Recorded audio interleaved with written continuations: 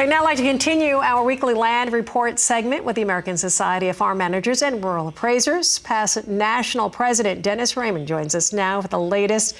Dennis, always a pleasure. Thanks for being here. So let me start. How is harvest going in western Iowa? Well, thanks, Suzanne. Good to be with you again. Harvest today is actually slowed up by some rain, which we're very happy to receive, of course.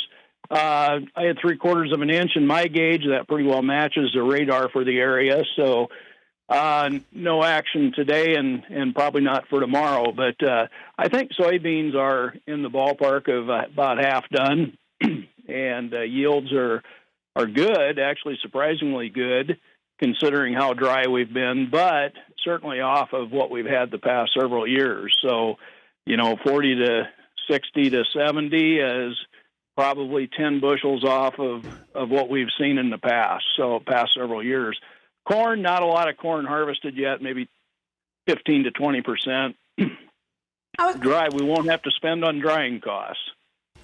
Dennis, I was going to ask you, with this rain now, I mean, obviously it's great to have rain. Will it impact, and how will it impact these yields right now?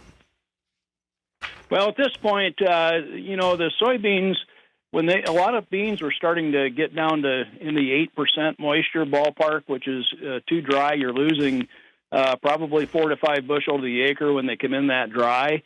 If they can get back up into the 12 to 13% moisture, they're going to pick up 3, 4, or 5 bushels. So that's pretty considerable.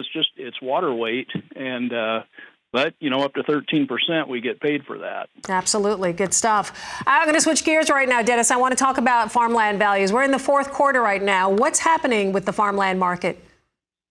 Yeah, we're right in the middle of what I consider the selling season. About 2/3 of the land in Iowa and probably in most of the Corn Belt transacts in the second half of the year, and volume increases monthly as you go through the month of November for sure.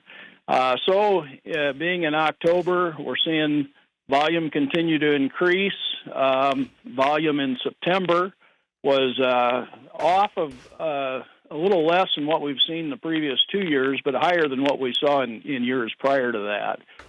So still a lot of land transacting. Values are, like the yields are variable, but mostly steady. Depends a lot on, where you're at, what you have, what the quality is, and as always, who the neighbors are. Yeah, absolutely. I was going to ask you, do you see this kind of trending that way through the next year? Yeah, yields, fortunately, yields are good enough, I think, to, kind of help keep the income levels, better than what we maybe feared a month or so ago.